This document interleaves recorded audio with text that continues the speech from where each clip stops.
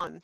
Well, hey, gang, thank you so much for joining us. This is Jen McDonough, also known as the Iron Jen from the 48days.net community, and we want to welcome you to our virtual gathering today where we're talking with one of our 48days.net leaders, Jeff Long. Jeff has been a longtime member over at the 48days.net community and has led several groups. He is an amazing leader over at our group, and we're very grateful for him.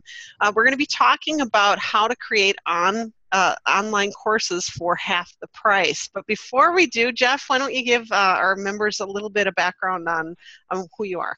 Perfect. Yeah. So thanks for having me on today. I've been involved in the 48days.net community, I think, since roughly like the week it launched, maybe the first month it launched. And I was, just a big follower of Dan Miller and like everybody here on the call is, and have been blessed and honored to be a part of the community for so many years. And so my background since 2003, I've been on my own. I had a business partner for a couple of those years, 10 of those 13 years.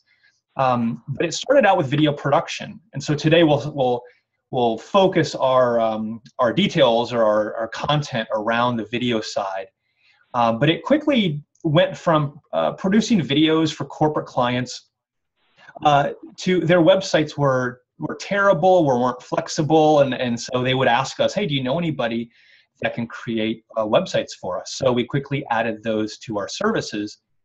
And then kind of a combination, or where those two services meet, video and web, is really e-learning. And if you have followed Dan for any time, you learn about the three legs of the stool and your personality profile and all those things.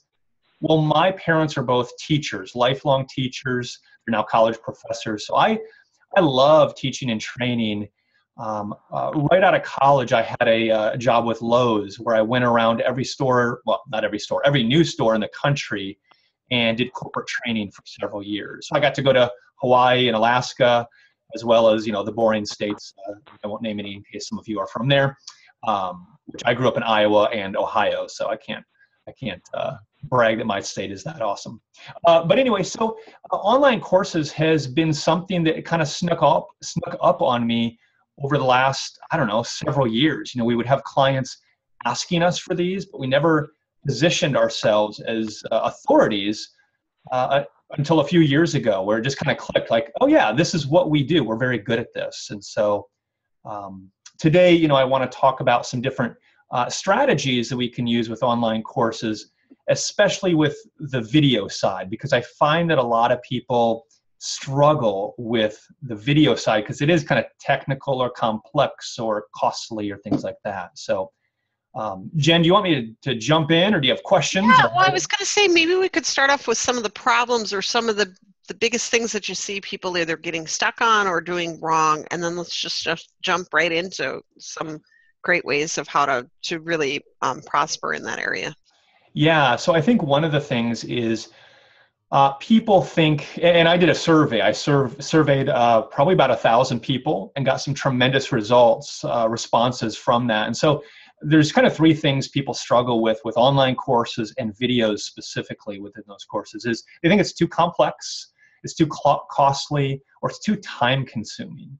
And while those are not, those can be true. While you can use your iPhone, your web camera and all that, I recommend getting started with that. For people that are of a certain level of expertise or followers, you do want to invest a little bit of time and money into that.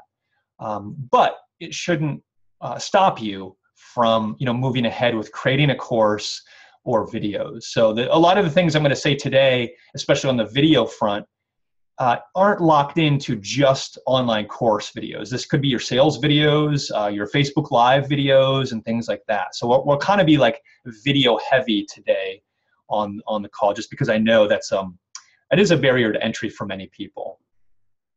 And Jeff, it can be different for someone who's not used to take a speaker, perhaps. When we're out speaking to audiences, we can feel that energy, we can see the feedback.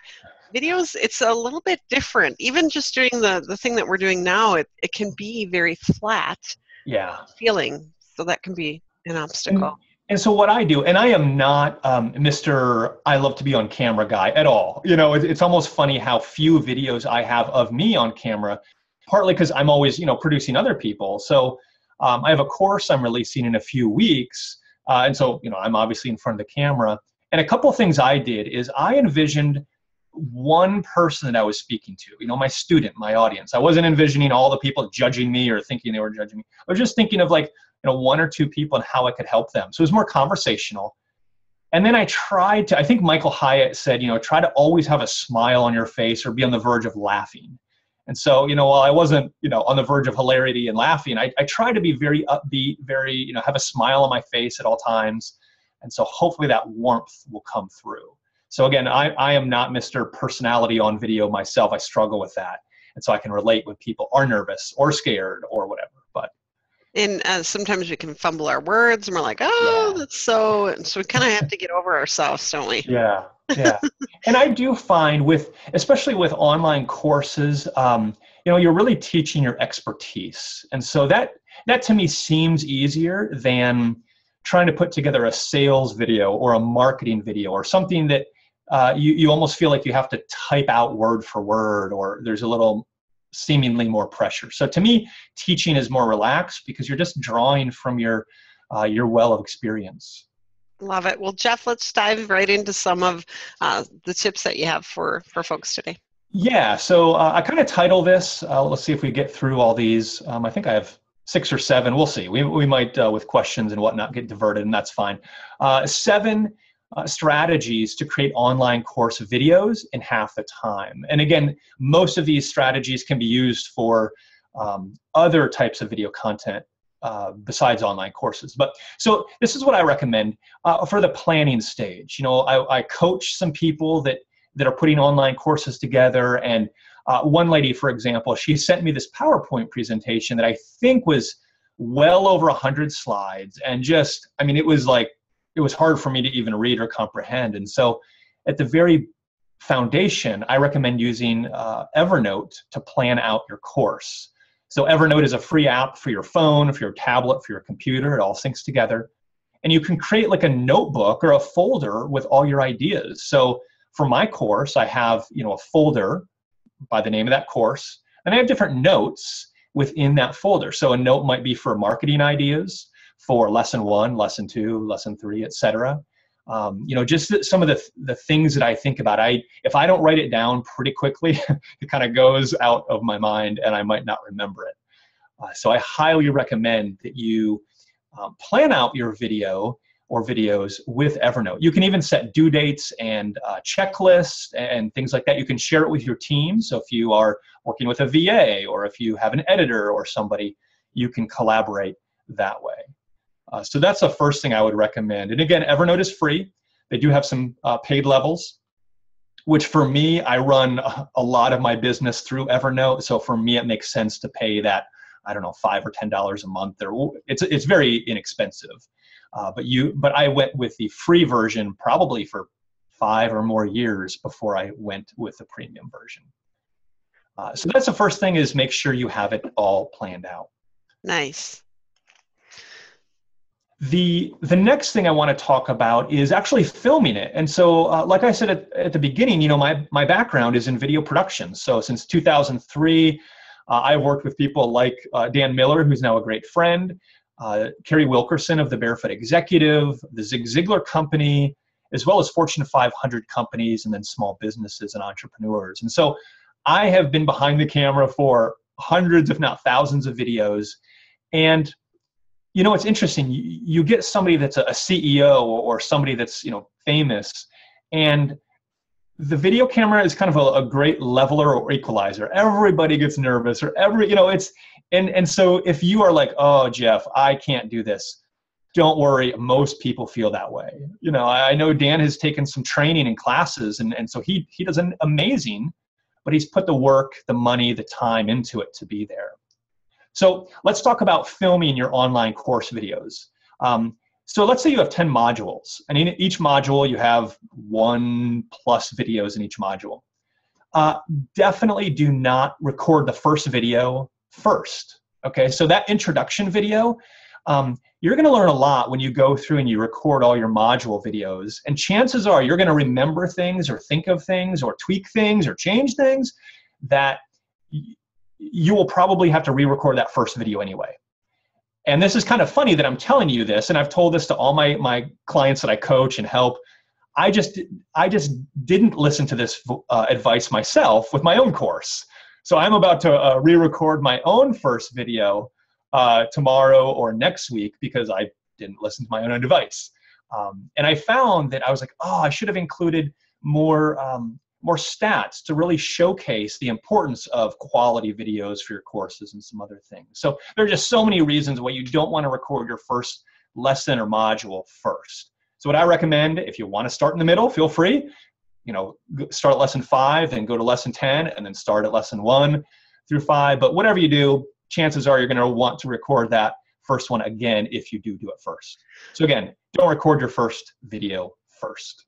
Jeff, as we're going through this, and you may be touching on this, so sorry for jumping ahead, but some people may have questions on what is the ideal length, because the length has certainly changed over the years and how attention spans are. That's a fantastic question. So when we do videos for our corporate clients, and let's say it's a marketing video, a sales video, promotional video, I always recommend 3 minutes or less. People are getting lazy, and we don't want to watch this long, drawn-out video. However, I did read a study that said for training videos, so e-learning, online courses, how-tos, etc., about the limit people will watch is a 12-minute video. So when you're on, let's say, YouTube and you're just Googling, how to fix my plumbing, to me, 12 minutes is probably longer than you want. But if you're creating a course where it's a complete thought or instructional process from A to Z, you want to make sure that you cover all your bases. And so I would definitely say, keep your training videos or your course videos to 12 minutes or less. If you're able to chunk them down even more, I wouldn't lose too much sleep over that. But definitely the shorter you have, the better. That's a very good question. Dan talks about the thumb value when he talks about, for those of you who've been to any of his conferences, he'll mention the thumb value, and it's simply this is, a CD or a thumb drive may not have the same perceived value as, a binder full of 100 pages, single-sided typed. Is it a little bit the same in when we think of videos, Jeff? Is 5 12-minute videos, would the perceived value be better to have 10 6-minute videos, kind of that thumb value? Yeah, man, that's a great question. I think the perceived value comes in the quality of content, some of the bonuses you give away if you do like a private Facebook group. I remember Kent Julian, he's very active in our community, good friends with many of us. He told me one time, he said, Jeff, if I had a course that would teach me one thing that I've been struggling with in my business and it was short, I would probably pay multiple times, what the value it is, because I need to get in and out, was his point. So I think there is that thump factor of that perceived value, but I think you need to find what the thump factor is for your audience. So it might not be 100 videos. It might be checklists and templates and scripts and whatever that is. So don't just think length equals value. Think like sometimes the shorter it is, maybe the more valuable it is. Thank you. Yeah. And when Kent said that, I was like, you know what? That's right. Like we don't have to cram our whole life's knowledge into one course. And one of the reasons for that is, think of college. You have, 101 through 401 classes. And on a business side, if you can create 4 levels of courses, beginner all the way through advanced, you have more opportunities to serve your audience and sell to them. And, what I would tell a beginner is much different than what I would tell somebody that's advanced. And so you will be able to segment your audience, serve them better, and probably make more money. So it's a win-win. So a greater impact and more revenue Yeah. That is a nice win-win. So we've got Yeah. a first step was planning it out, using Evernote as a wonderful step. The second one, which is genius, don't record your first video until you've kind of got through that. And you've gave us some tips on lengths of the videos and kind of that thumb factor. What would you say the next one would be, Jeff? So many people here in the 48 Days community are aware of the DISC profile and different personality profiles. So generally, Cs will want to write out word for word what they want to say on their video. Well, again, whether it's a training video, course video, promo video, etc.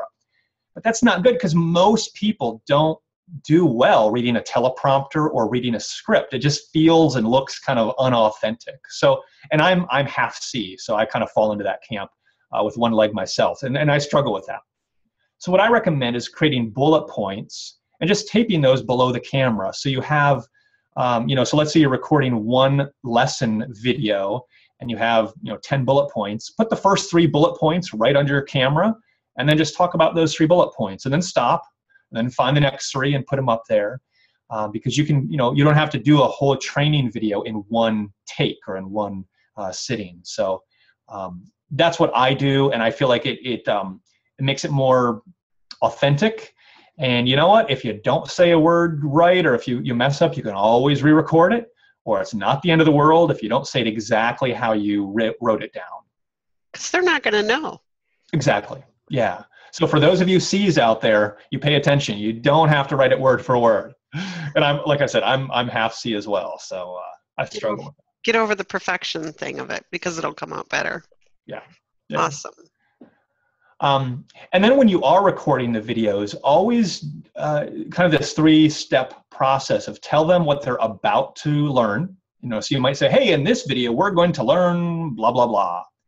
And then obviously you're going to teach them the content. Then at the end, recap just what you told them, so it kind of firms it up in their mind. And then I even recommend saying something like, hey, in the next video, we're going to be learning blah, blah, blah. So that's kind of the general overview of what I do for most of my how-to or training related videos. Nice. And Jeff, as we're going here, I just want to be very respectful of people's time. So for those of you joining us for the live session, please feel free to type in those questions as we go here, because we want to make sure to get those as we go. Jeff, what would you say the next point would be? Yeah, so another one of the top concerns about people not wanting to create videos, so again, training videos, Facebook Live videos, anything, is they either feel awkward on camera, they don't want to be on camera, it's too technical, et cetera, et cetera. So you can mix up the type of content that you provide. So instead of you just staring at the web camera for all of your videos, you can do interview videos similar to this, hop on a Zoom call with an expert and they interview you. You could even do it where somebody else interviews you, so maybe for my course, I would have Jen, because she asked such good questions. She would interview me. And that's a lot easier because we're just having a conversation. I don't feel this pressure of, I've got to say everything perfect. I'm just having a conversation with my friend Jen. Jeff, don't you think when you're beginning, especially, that is a key thing? If you've not been in front of the camera, I know when we've done videos, promo videos, or I've had folks come out and tape, I think, I know what I'm going to talk about, and I find myself stumbling. But if you're more of the conversational type and that's comfort for you, that can be a huge asset for you. So even if you're teaching someone, bringing that kind of host person on can be really a comfort level, and it can make a person not seem so stiff. It comes across more authentic. So thank you. Absolutely. Yeah. Deanna, did you have a question? And how's it going again? I saw you the other day. It's good to see you again. Hi. Sorry I got in so late. I had a conference call earlier, but I wanted to make sure I got this. I guess you're recording it? Yes. Yeah, so I guess I'll have to watch the recording. Actually, my conference call was about a course that I'm creating. Nice. I'm not actually creating it. Somebody else has created it, and they want me to join them with the book that I created and kind of do a joint venture. So nice. This is perfect timing. I kind of wanted to watch this and see any advice you had. Yeah, yeah. So let's talk about some other forms of video that you may want to use if you're intimidated by the technology or the time of creating video. So besides interviews, what we just said, you can do screen capture videos. So a screen capture is simply recording your computer, your iPad, your iPhone, or whatever phone or tablet you have, and you're instructing somebody on how to log in or how to do, whatever step of the way. Maybe it's for web design. So that is something where you don't even have to be on camera, is you can do those screen capture videos. And I've done hundreds of those over the years, and to me, they're a lot of fun. Jeff, what are some tools? So I know you can Mhm. use, for instance, Zoom. You can do screen share now, but what are some other ones that are easy to use? Yeah, so if you're on a Macintosh computer, Apple computer, ScreenFlow is by far the best. I think it's $79, so it's pretty cheap. If you're on PC, Camtasia is the way to go. And unfortunately, that one's $300, so it's more pricey. But you can even use those to edit the screen capture videos. You can use those to edit web camera videos or your iPhone. Like, you could use that software as your video editing platform. So it's kind of a 2-for-1. You're recording the screen of your computer, as well as you can edit almost any video for business or for pleasure if you want. Oh, very nice. Thank you for sharing that. Yeah. Well, And one more video that you can create that takes the pressure off yourself is a PowerPoint-driven video. So instead of being on camera, you might just have your PowerPoint slides and you're going through those slides one at a time. Now, I will say with this, it is a lot easier to create, so it's easier for us instructors, but it's not as engaging to the student as if you were on camera, so on a webcam or a iPhone or any type of camera. So just be thinking not just of your own ease of creating it, but what will help the students the most, and what will help them truly learn. Jeff, if you were looking to add kind of that PowerPoint with personality, say, would something like Zoom maybe be an option where you're doing the screen share, but I think you still have the option to have your little face up in the corner too? Yeah, absolutely. So like a picture-in-picture type of thing. Yeah. So that's ideal. Yeah. So because I think your students need to see you so they can know, like, and trust you. Hearing somebody's voice, that's one thing, but if you can see the person, there's just more engagement, there's more trust. So I think the student will learn more, which is our goal. Nice. So so we've got 4 to 5. We've got a couple steps if we broke them down. Jeff, what would be maybe the top 1 or 2 more that you think would have the biggest impact? Yeah, so I'll go over these 2 real quick, and then we can open it up for questions. So the first thing is so we talked about don't do your first video first.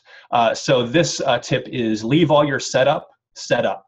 All right, so if you have a camera or lights or whatever that is, I recommend you, if possible, leave it set up until you're done filming or recording. Because if you have to set up your equipment, your tripod, chances are it's not going to match. So all your videos will be slightly looking different. And I do realize if you have a home office, your space may be limited, but as much as possible, try to do that. And then lastly, don't record too many videos or lessons in one day. Chances are your energy is going to slightly decline, throughout the day, even if you're hopped up on coffee. So whatever your personality is, just know that, try to record at your optimal times, whether it's morning, evening, or whatever.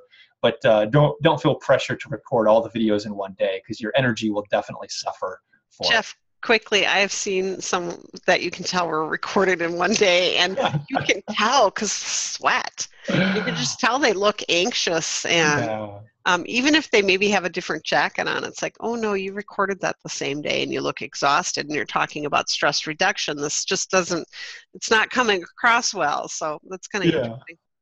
Yeah. Deanna, no, if you have Camtasia for Mac, just use that. Definitely, I don't recommend buying extra stuff that you don't need. So Camtasia and ScreenFlow are pretty much the same. Just use that if you already have it. Nice. So, and then we talked about the disc profile. If you are an organized person, maybe a type C person, that perfectionist person, Don't worry about doing it word by word. Mm-hmm. Have the bullet points there ready to go. Yeah. Let me know if there's any other questions. And I want to talk about two or three things just really quickly is lighting. So if you have a window near you, try to have it well lit. You kind of see how my office is well lit. I actually have kind of ugly upper lights up here. For a lot of these web things, I have a big professional studio light that's on over there just to kind of fill it out. But so not that I'm asking you guys to do that, but just be aware of the lighting. If it looks like you're in a cave, people are not going to trust you or believe you. So flip on some lights. I even have a Costco light. It was like $30. I went to Costco. I use that for some of my videos as well. And then audio, either have a microphone. So I have like a microphone here that we're using, or you could put a lavalier mic that's like $20 or $30 from Amazon, but just think about audio. And then lastly, have a tripod. You don't want to be, holding your phone as you're recording, like, hey, everybody, look at me, because after 2 minutes, it's going to be shaking. So have it on a tripod, whatever camera you're using. So those are my real 3 quick tips. Oh, nice, Jeff. Well, before we go here, before we get into questions, before we wrap up, Jeff, let us know how to get a hold of you if we've got additional questions. We want to say, hey, we want to hire Jeff, whatever it is. Yeah, sure. So you can email me directly at my company name is in my podcast. I forgot about that so I'll talk about my podcast first, where I have awesome tips every week. I interview people like Dan Miller and others. Is onlinecoursecoach.com. I'm actually redesigning that, so the new site should be live here in a few weeks. And so you can email me, jeff@onlinecoursecoach.com. And then I'm giving away a free video series starting next week. So if you go to easyvideoforcourses.com, I have a total of 4 free videos that I'm giving away that go through just tons of tips and rookie mistakes and tips and resources and equipment and all that. So definitely check that out at easyvideoforcourses.com. I'll put that here in the notes too. Oh, awesome. And we'll have this replay available on Dan's video channel, and perhaps we can also put that in the description as well. Thank you for sharing that, Jeff. Rachel asks, can you use the web camera that's attached to your computer? Yeah, you can. You can. To me, it's maybe not ideal. I'm using a separate web camera. It's the Logitech, I think it's the C920. I think it was like $50 or $60 on Amazon.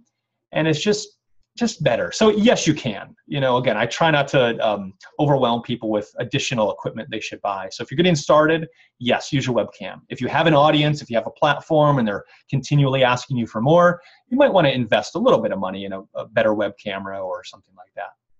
Jeff, briefly, can you just share, before we wrap up here, could you please share some of the ways that folks can use this as a great revenue? And I say that sometimes as authors, we think, oh, we're going to write this book, and our message will be out there to the world, and we write the book, and we sell 10 copies or something, and we wonder, how can we make that impact greater? So maybe if you can touch on that.